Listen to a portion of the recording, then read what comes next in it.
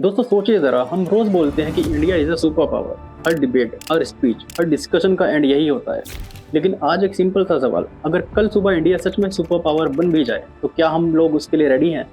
क्योंकि super power का मतलब सिर्फ दुनिया के सामने स्ट्रॉन्ग दिखना नहीं होता। सुपर पावर होता है अंदर से स्टेबल रहना। और यहाँ से आज एक अजीब सा एक्सपेरिमेंट हम करेंगे। सोचो कल सुबह न्यूज़ आए कि इंडिया और अमेरिका ने पॉपुलेशन एक्सचेंज कर ली है। ना वीज़ा, ना पासपोर्ट, ना परमिशन, बस लोग बदल दिए गए हैं। 140 करोड़ इंडियंस अमेरिका में और 33 करोड़ अमेरिकन इंडिया में। अब पहले ही बोल देता हूँ, ये कंपैरिजन कंट्रीज का नहीं है, ये टेस्ट है हम लोगों का। और इस टेस्ट का रिजल्ट थोड़ा अनकंफर्टेबल है। तो शुरू में इंडियंस अमेरिका जाकर बोलेंगे, वाह कितना क्लीन है, क्या डिसिप्लिन है, फोटोज आएंगी, रील्स बनेंगी। और फिर एक दिन आप ऑफिस के लिए लेट हो रहे होंगे, सिग्नल रेड होगा, रोड खाली होगा, दिमाग बोलेगा कोई नहीं आ रहा, चलता है, निकल लेते हैं, तोड़ देते हैं रेड लाइट। वहीं से एक छोटा सा क्रैक शुरू होता है।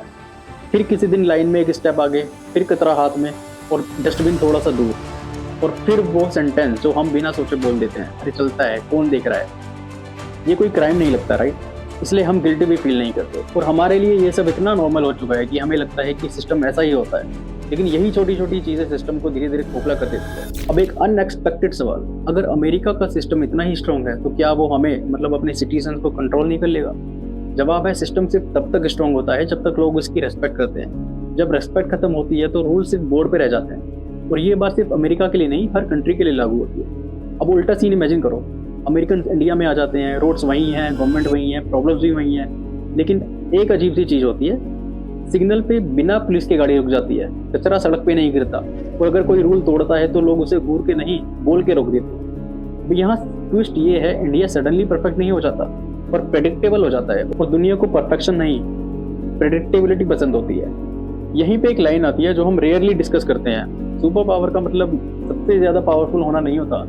सुपर पावर का मतलब होता है दुनिया को ये भरोसा दिलाना कि इस कंट्री के साथ काम किया जा सकता है और ये कंट्री भरोसेमंद है। और ये भरोसा किसी मिसाइल से या किसी वॉर से नहीं, डेली बिहेवियर से बनता है। चलो अब थोड़ा और अनकंफर्टेबल हो जाते हैं। इंडिया में हम बहुत प्राउड होते हैं अपनी इंटेलिजेंस पे, अपनी डिग्री पे, अपने टैलेंट पे।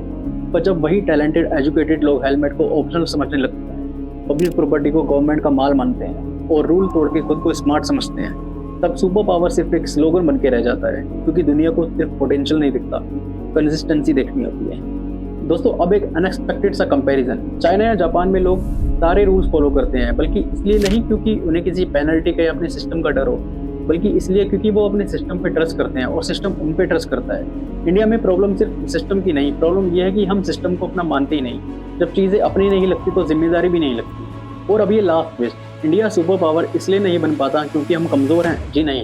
इंडिया सुपर पावर इसलिए नहीं बन पाता क्योंकि हम अपनी डेली हैबिट्स को पॉलिटिकल या नेशन प्रॉब्लम समझते ही नहीं।